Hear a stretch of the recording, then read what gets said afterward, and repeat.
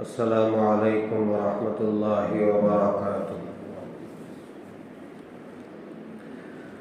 الحمد للہ نحمده ونستعینه ونستغفره ونؤمن به ونتوکل علیہ ونعوذ باللہ من شرور انفسنا ومن سیئات اعمالنا ونعوذ باللہ من شرور انفسنا ومن سیئات اعمالنا من يهده الله فلا مضل له ومن يضلله فلا هادي له ونشهد أن لا إله إلا الله وحده لا شريك له ونشهد أن سيدنا ونبينا ومولانا محمدا عبده ورسوله الذي أرسل بالحق بشيرا ونذيرا وداعيا إلى الله بإذنه وسراجا منيرا أما بعد فقد قال الله تبارك وتعالى في القرآن المجيد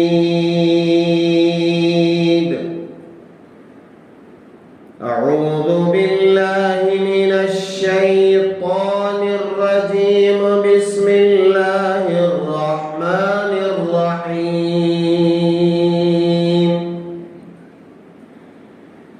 يا أيها الذين آمنوا كتب عليكم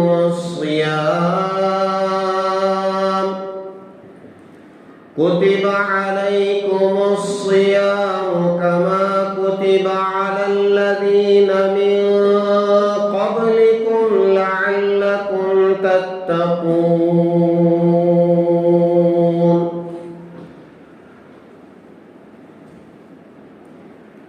آمنت بالله صدق الله العظيم وصدق رسوله النبي الكريم ونحن على ذلك لمن الشاهدين والشاكرين والحمد للہ رب العالمین۔ بزرگان محترم، اللہ تبارک و تعالیٰ کا بے انتہا فضل و احسان ہے جس کی توفیق سے یہ مبارک مہینہ مجھے اور آپ کو عطا فرمایا، جس مہینے کا انتظار میرے اور آپ کے آقا تاجدار مدینہ احمد مجتبی محمد مصطفیٰ حضرت رسول اللہ صلی اللہ علیہ وسلم 3 مہینے پہلے سے کرتے تھے، اور کتابوں میں لکھا ہے بعض حضرات اولیاء جن کے یہاں اس مہینے کا خاص اہتمام ہوتا تھا، وہ رمضان کے آنے سے 6 مہینے پہلے سے دعائیں کرتے تھے کہ یا اللہ ہمیں رمضان کا مہینہ عطا فرمائیے، اللہم بلغنا رمضان، ہمیں رمضان تک پہنچا دیجئے۔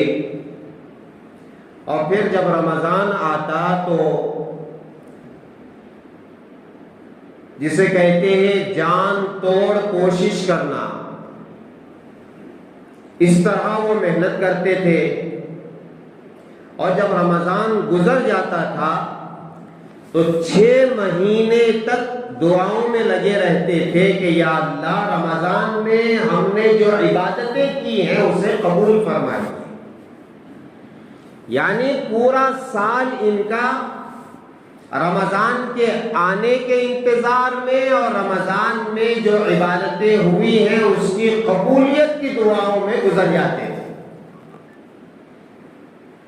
اتنا بابرکت مہینہ ہے یہ، اس کا دن بھی اس کی راتیں بھی بہت ہی بابرکت ہیں۔ شہر عظیم، اللہ کے رسول علیہ الصلوۃ والسلام نے اس مہینے کے تعلق سے فرمایا بڑا عظیم الشان مہینہ ہے۔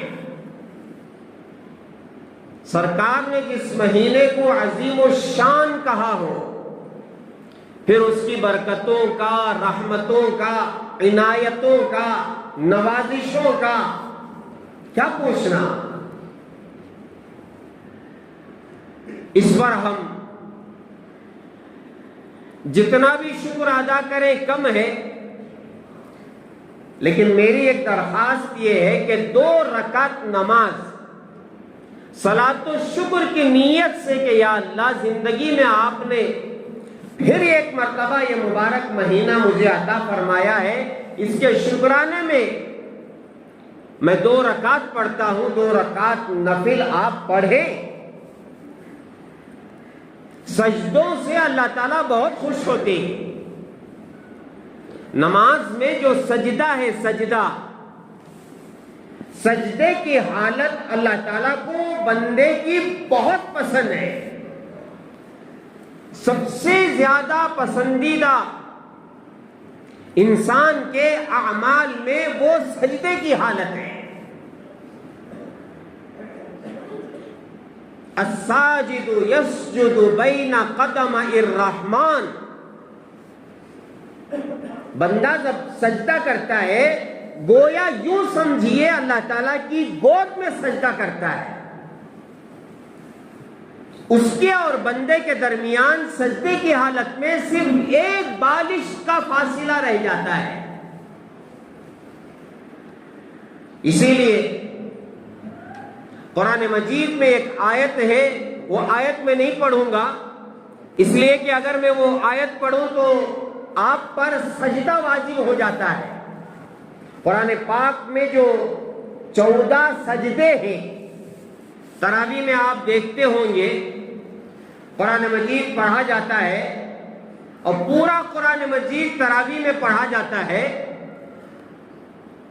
تو 14 سجدے امام صاحب کرتے ہیں پورا قرآن ختم کرنے میں۔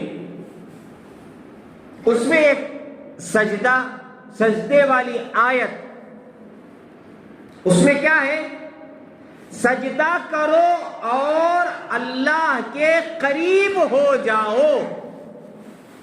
سجدہ کرو اللہ کے قریب ہو جاؤ۔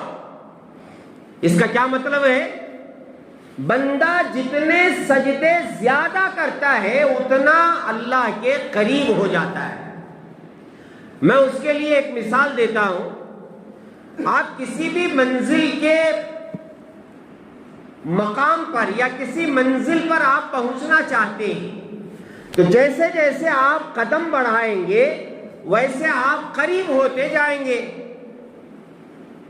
آپ کا گھر ہے، مسجد سے آپ نکلیں گے تو جتنے قدم آپ بڑھاتے جائیں گے آپ گھر کے قریب ہوتے جائیں گے۔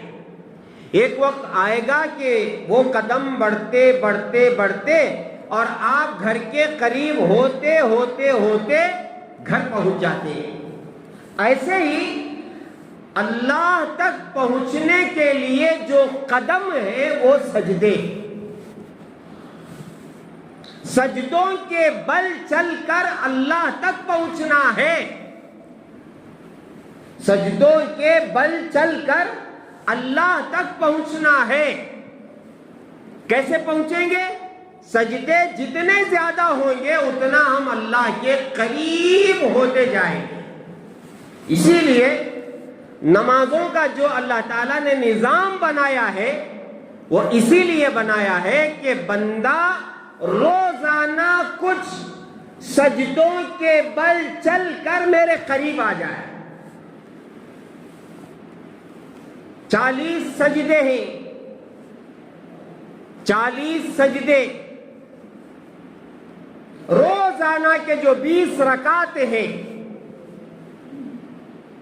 اس میں 40 سجدے ہیں، تو منیمم آپ کو 40 قدم سر کے بل چل کر اللہ کا قرب حاصل کرنا فرض قرار دیا ہے اللہ تعالیٰ نے۔ کیا اللہ کی شان ہے! واقعی اللہ اللہ ہے۔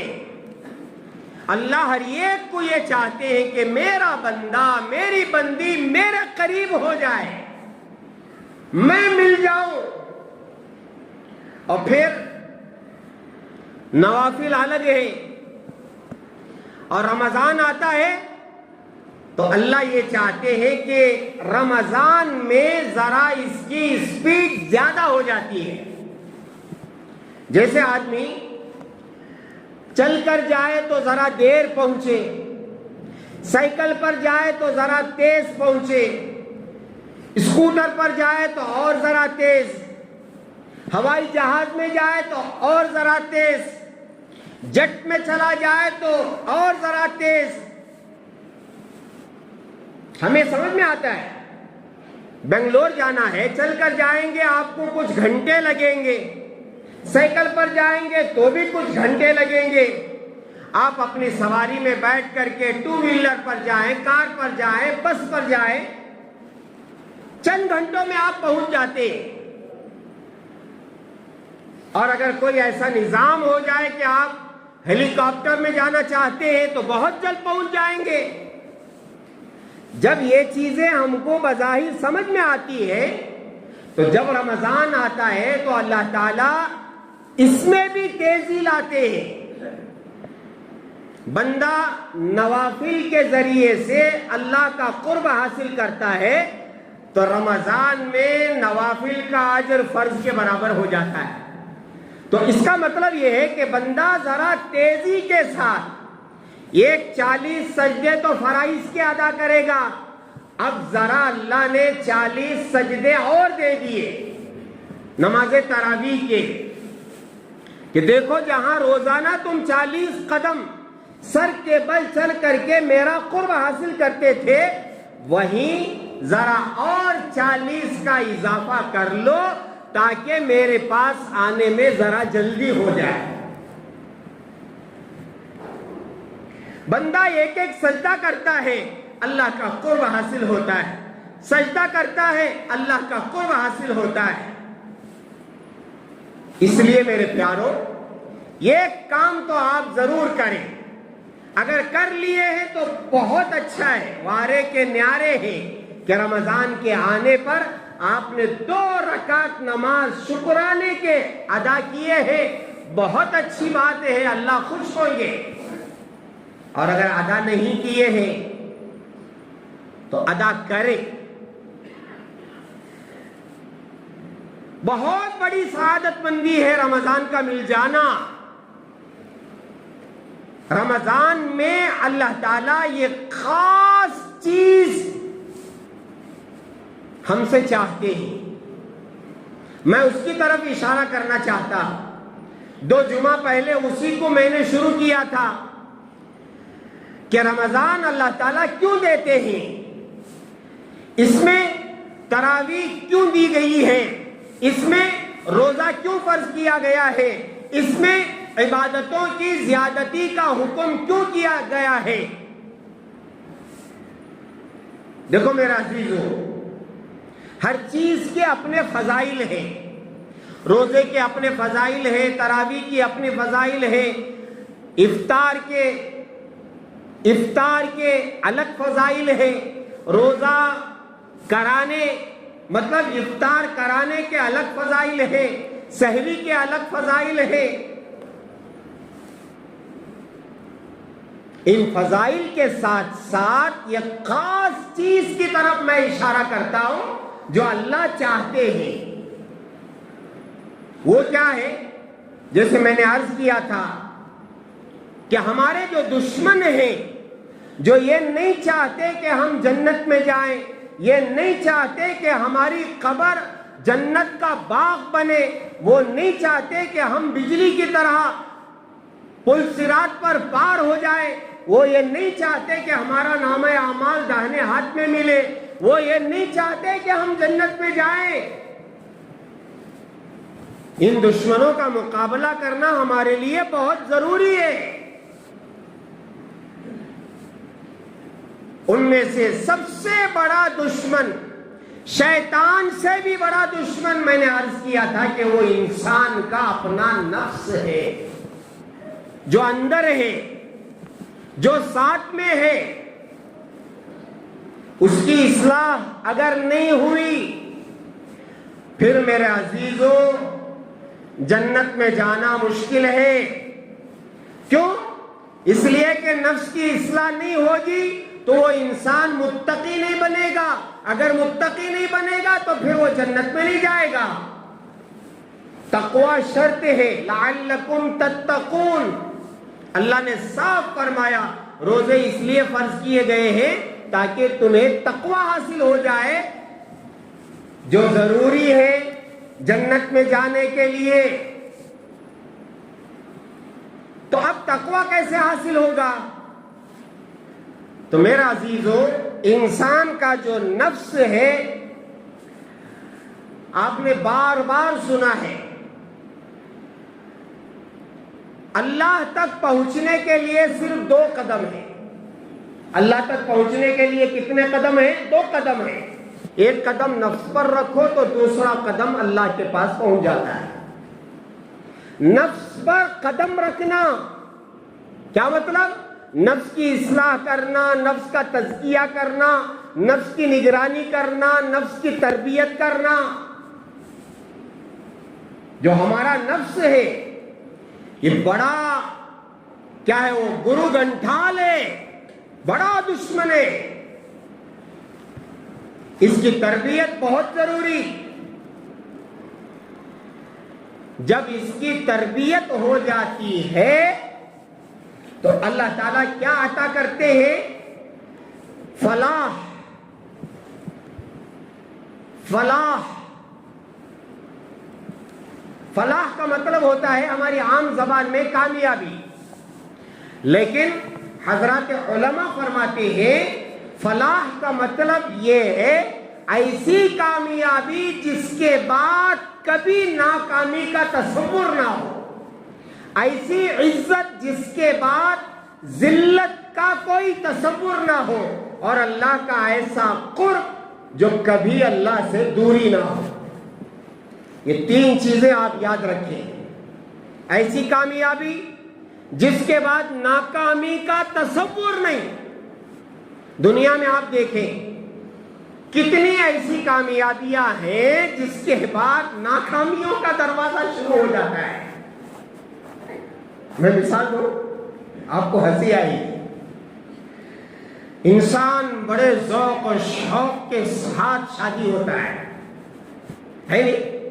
میں سب کی بات نہیں کر رہا ہوں، یکا دکا جس کی زندگی کامیابی کے بعد ناکامیوں کے ساتھ شروع ہو چکی ہے۔ اللہ سب کی حفاظت فرمائے۔ آمین بولتی نہیں؟ بولتے کیوں؟ نہیں حضرت، ہمیں کامیابی کامیاب۔ اچھا ٹھیک ہے، چلو۔ جیسے ہی نکاح ہوا نوش و خوش ہوتا ہے کہ نہیں؟ رولے کو بیٹھے رہتا ہے، ایسی خوشی میں نے قبول کیا حضرت، قبول کیا، خوش، کامیابی۔ دوسرے دن سے ناکامی کا دروازہ کھل جاتا ہے۔ ملی تو ملی، ایسی ملی چڑیل، پہلی رات سے चिड़चिड़ाना शुरू होता है। मैं ये समझाना चाह रहा हूं कि कामयाबी के बाद नाकामी दुनिया में है, लेकिन ऐसी कामयाबी जिसके बाद कभी नाकामी ना हो वो है फलाह। ऐसी इज्जत जिसके बाद जिल्लत ना हो दुनिया में है नहीं। इज्जत के बाद जिल्लत है कि नहीं है?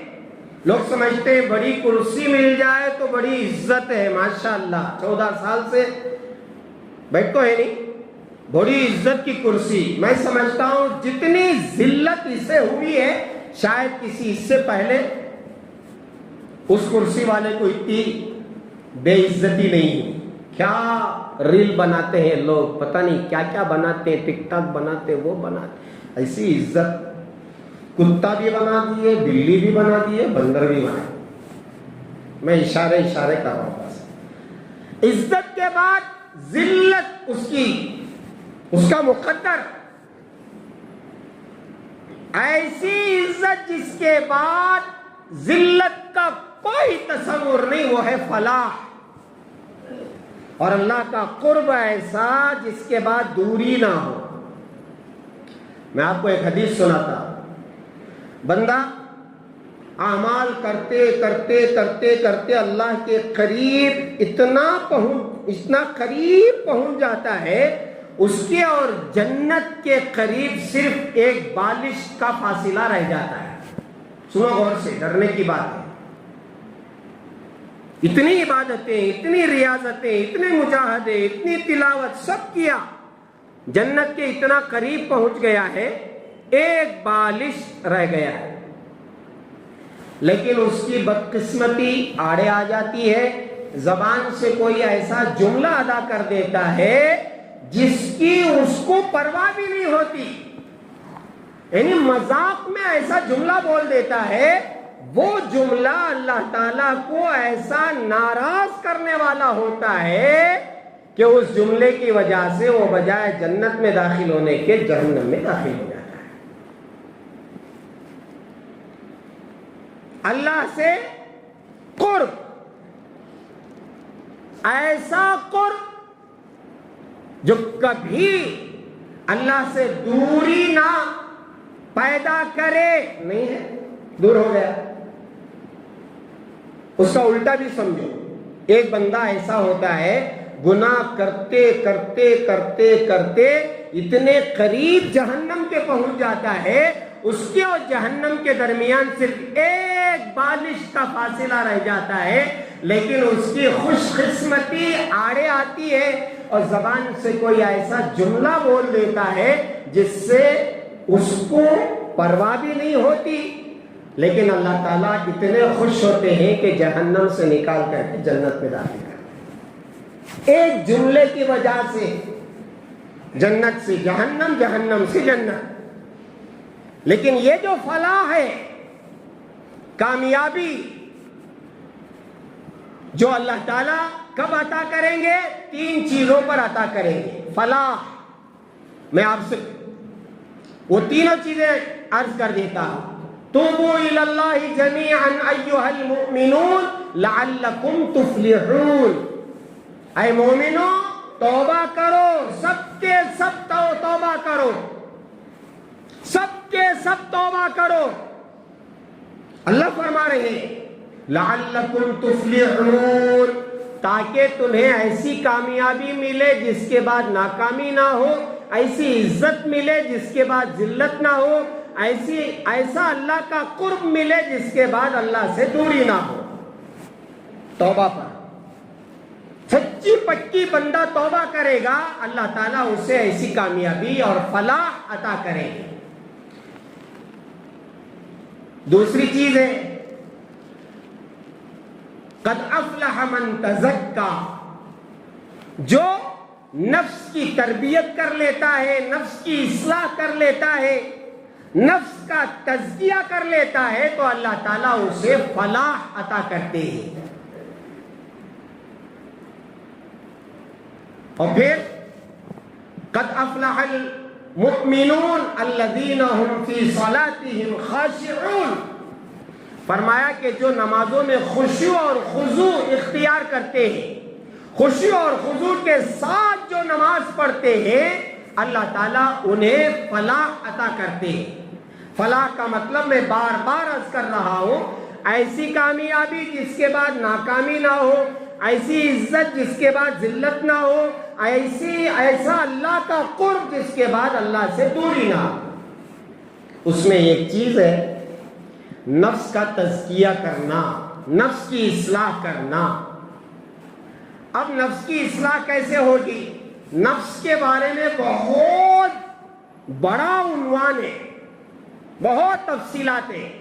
میں صرف اتنا کہوں گا رمضان کے حوالے سے، نفس کی اصلاح کے لیے حضرات علماء نے 3 باتیں بتائی ہیں۔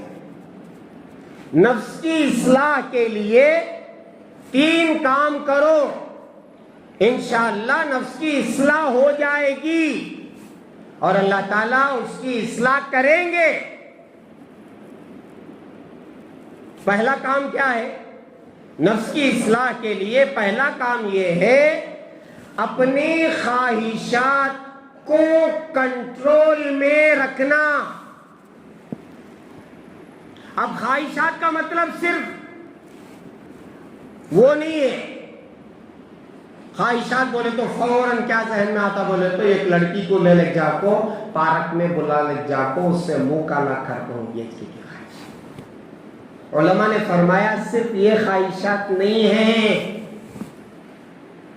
بلکہ خواہشات کا لوگوں کے پاس خزانہ ہے، خزانہ پوٹلیاں ہیں۔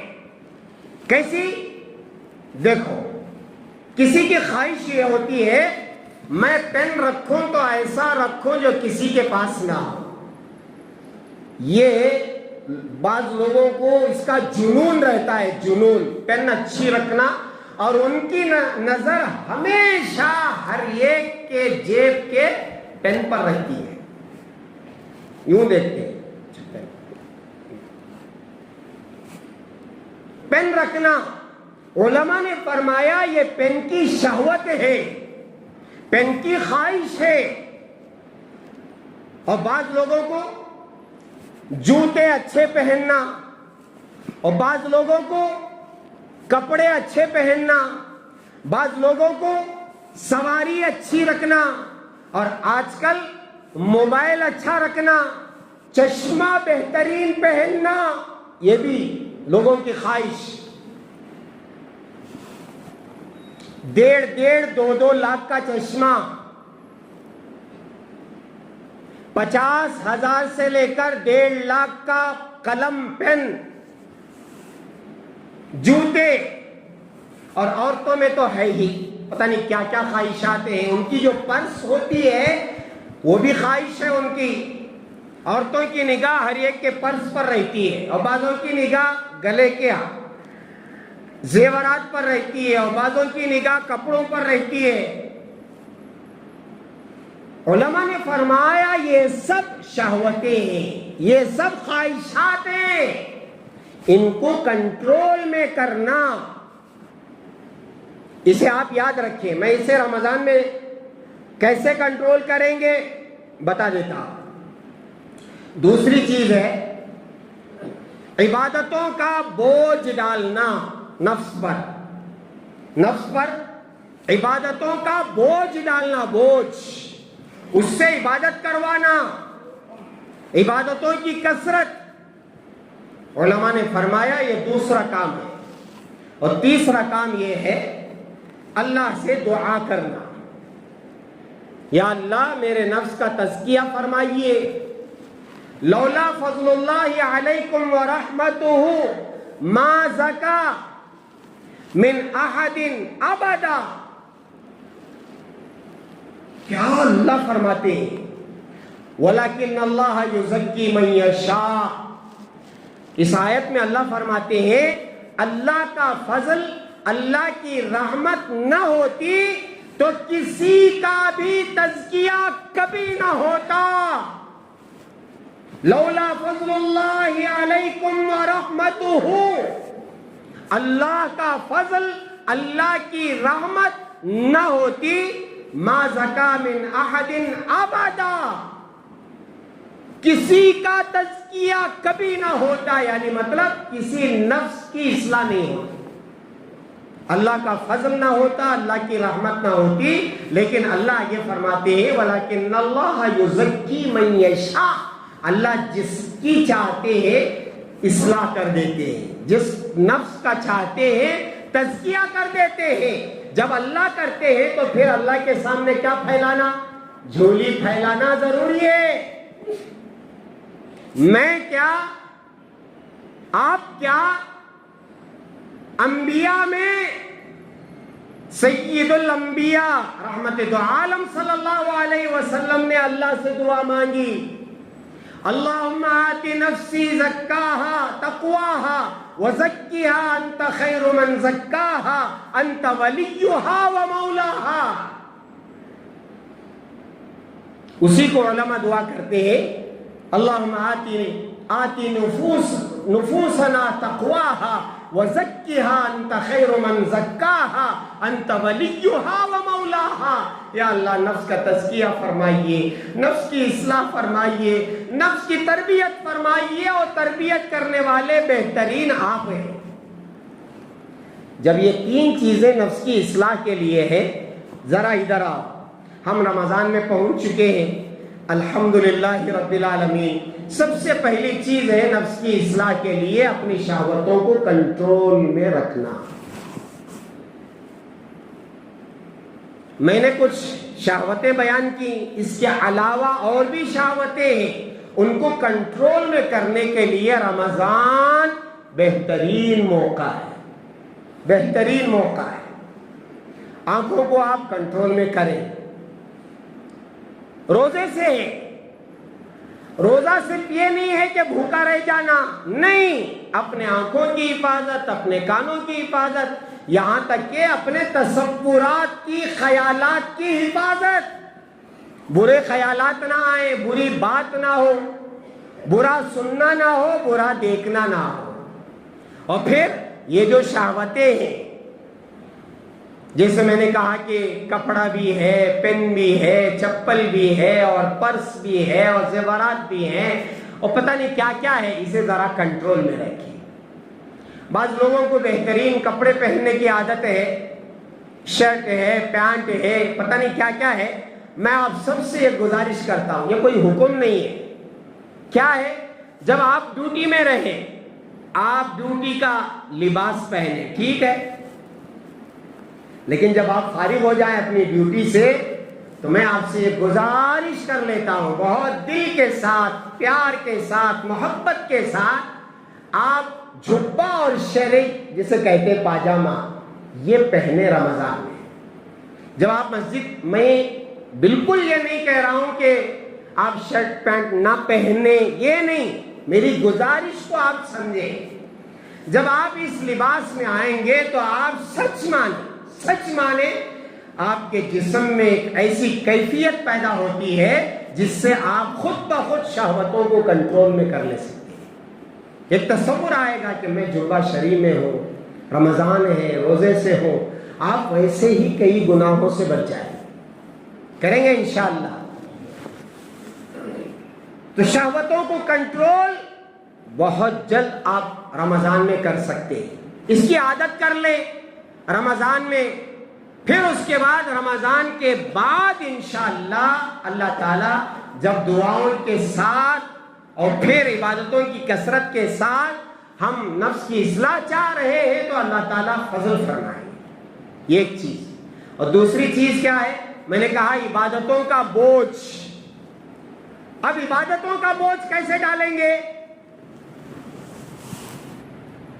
آپ جو نمازیں پڑھ رہے تھے، اگر نہیں پڑھ رہے تھے فرائض، تو سب سے پہلے فرائض کی پابندی کریں، پوری کوشش یہ کریں کہ تکبیر اولیٰ کے ساتھ مسجد میں نماز پڑھیں، پانچوں نماز، پھر اس کے بعد تراویح ہے، پھر اشراق ہے، چاشت ہے، اوابین ہے، تہجد ہے، اور پھر صلاۃ التسبیح ہے،